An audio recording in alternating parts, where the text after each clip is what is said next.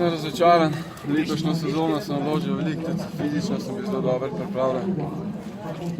Tudi na štart sem šel v bistvu dobro pripravljen, ampak cel teden sem imel v bistvu preveč enih stvari v glavi, tako da lahko rekel, da sem to tekmo v glavi izgubil, bolj kot pa fizično.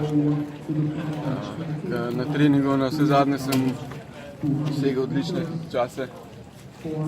Tako da na svetovnem prvenstvu pa šteje, če nisi čisto prav, fanti grejo, par zaveslajo, niste prav, pa grejo naprej.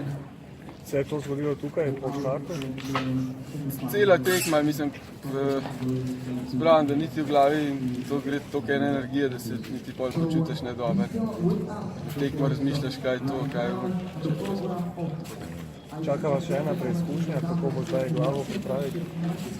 Ja, to je v nedeljo, še ena preizkušnja. Na 5000 metrov vem, da sem tudi zelo dober lahko. Tako da, vse zadnje sem profesionalc, tako da poskušam narediti vse za to, da se pripravim in da izkoristim to še eno tekmo. Na vse zadnje, mislim, je fajn, en lep rezultat naredi zame. Da ima ekipa, tako ekipa kot jaz, plačam ta trud.